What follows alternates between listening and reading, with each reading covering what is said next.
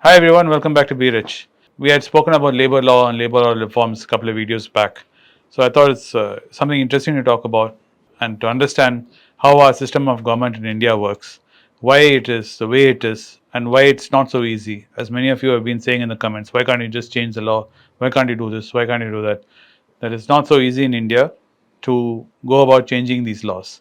That even if you have an absolute majority government, you just cannot go switch it on and off. So I thought I'll talk to Anand about that today. That why we are not really a federal country, nor are we a purely republic country. Not republic, it's a unitary constitution. Yeah, so that we are a little bit of a mix and match of both.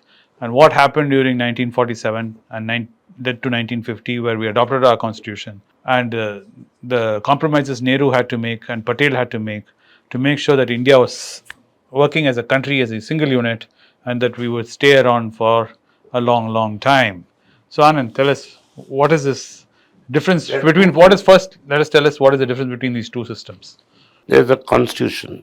We are gone by the constitution. The constitution is of two types. There is a unitary constitution and there is a federal constitution. A unitary constitution is where all the powers are concentrated in the center. A federal constitution is one in which all the powers reside with the state and the center is very weak.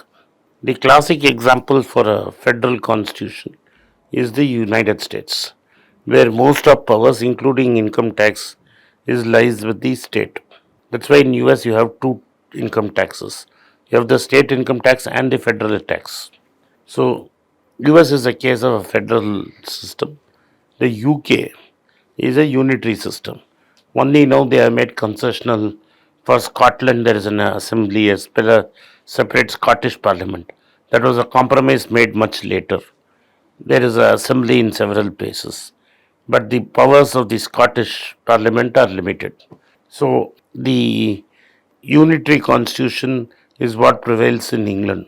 That's why you don't have state governments in England, Scotland being an example. True. Northern Ireland is also late case of negotiation. Scottish Parliament came only less than 50 years ago. So that's an example of a unitary constitution.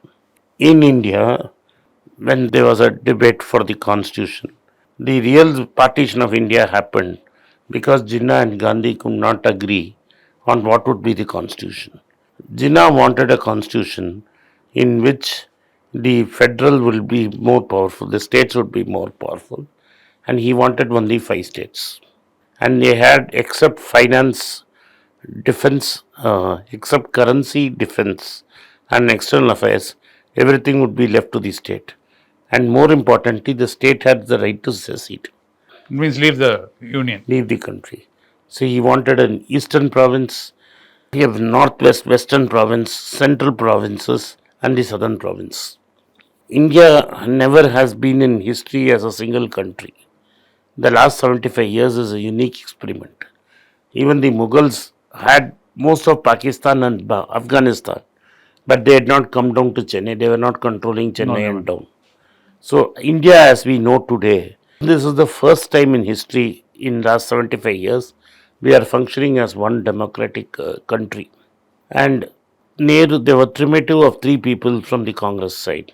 There was Nehru, Patel, and Azad on one side, and on the other side was Jinnah. So Jinnah decided to boycott the Constituent Assembly. The Constituent Assembly started in 1946. So basically, they were a part of the Constituent Assembly, they boycotted it. 47, they went to their separate place, and the Constitution was taking its own time. So it was pushed through, and on 26 November 1949, we got our Constitution. The Constituent Assembly debated there are nearly 300, we have one of the longest written constitutions in the world. So we have nearly 380 clauses. So 370 is a famous one, 356, 355 are famous Clauses. clauses. 356 and 355 define on how the center can control a state. And 370 is Kashmir, which we repealed just now. So basically, the constitution gave us a clear mandate and said we will be a unitary state where the central will have supreme powers and the state has some powers. So they decided to divide the list into three lists. You have the federal list, the central government central list, and then you have the state list, and then you have the concurrent list. So depending on which list something came, the powers would be of governance would be there. In 1991 till today, whatever was there in the central list, we have liberalized and become an open economy. The problems are there in the state list And concurrent list. and the concurrent list very little. Mainly the state list. Labor laws is in the state list and the concurrent list. So each state has its own labor laws.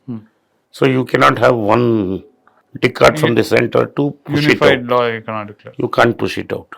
The big for last 20 years we've been trying to get the GST going because each state had its own sales tax. The center had the right to tax production and income, which is excise duty and income tax, and also had the power to levy customs duty.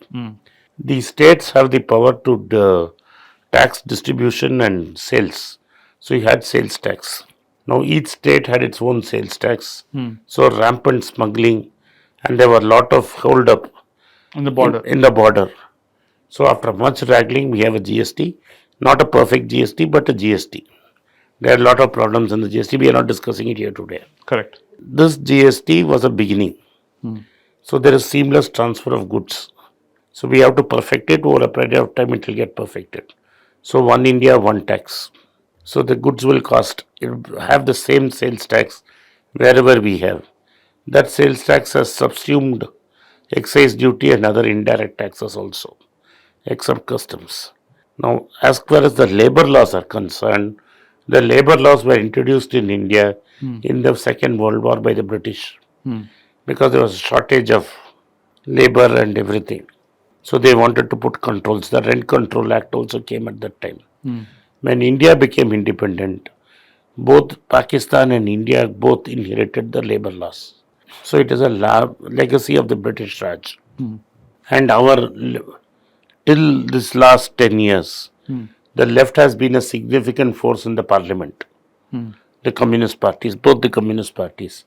And they would block parliament if you tried to, and they were ruling two important states, Kerala and Bengal. Kerala and Bengal.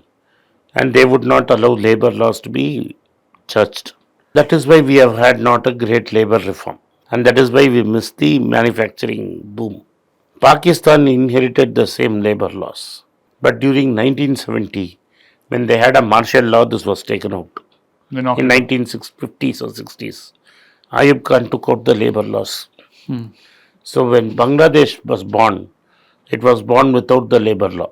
Okay. And that's why they are dominating textiles. It so happened that a martial act In removed Pakistan. in Pakistan removed the labor law. Bangladesh was then part of Pakistan. So when Bangladesh became independent, it was born without the labor laws. That is why they do well in textiles. Wow. This is quite an eye-opening. Same thing with education. Our Nehru set up brilliant institutions of higher institutes of learning because university was in the concurrent list.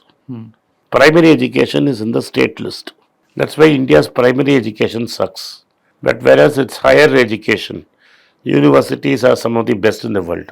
You have the IITs, the IIMs, I see. IISc, you have the PhDs and the SSNs because it's all central government. And he set the example with the IITs and the IIMs. And J.N. Tata set up the Indian Institute of Science. Whereas Birla set up. the BITS Birla Institute of Technology. Whereas primary education was always with the state.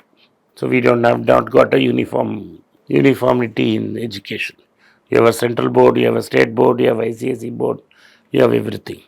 So primary education, there is huge disparity and inequality between people only because it is in the state list. So we don't know which system is good, whether the unitary system or the federal system. At best, India is a unitary state with some federal features. Sri Lanka and England are countries with unitary constitutions. India interfered and got some regional government in Sri Lanka, but that is of very little consequence. So devolution of powers never happened. So this is what it is. So that's why in the United States also, even their gun laws and all that is very difficult to push through No. because it's so federal. It's so federal. So both have their advantages and disadvantages. The Indian founding fathers went for a unitary constitution because the biggest threat at that time was the threat of secession. As early as 1980s, when I was in my teens, you knew that Punjab was trying to secede and Assam was trying to secede. All this secession stopped in 1990s. So the youngsters of today are simply do not know what risks the country was facing at that time. Brilliant. I think this is quite an eye-opening conversation and gives the importance of why state elections are as important as central elections in India. Thank you for watching Beerage. If you like this content, hit the like button of my video, turn on the bell notification and subscribe to our channel. If you do not turn on the bell notification, you would miss an important content. If you have already subscribed to our channel, send this video to your friends and relatives and have them take a look. Thank you for supporting Beerage. We had a meeting in Singapore. I was very pleased with the results. Indians received me with great love and affection, and I enjoyed my time in Singapore. The meeting was a big success, and I could meet up people from various walks of life. I miss going to Kuala Lumpur, which is very close to Singapore, just 4 hours drive, and I have been asked to come there. So my team decided on the 11th of June, Sunday, we would do an event in Kuala Lumpur. If you would like to meet me in Kuala Lumpur, kindly send a message at the WhatsApp number given below and or drop a mail to the mail ID given below. My team would contact you at earliest. Once again, I thank you for your support for Beerage. It's a great privilege and honor that so many of you in thousands have subscribed to my channel and have supported me. I have written 2 books in English, The Alchemy of Money and Ordinary Stocks, Extraordinary Profits. These books are published by us and are ready. If you want to procure a copy, send us a message to the WhatsApp number given below and my team would respond to you. If you want an Amazon Kindle copy, you can click the link below. Finally, those who wish to consult with me can send a mail to bericenglish@gmail.com. Once again, I thank you for your support. If you like this video, press the subscribe button of my channel, hit the like button and turn on the bell notification.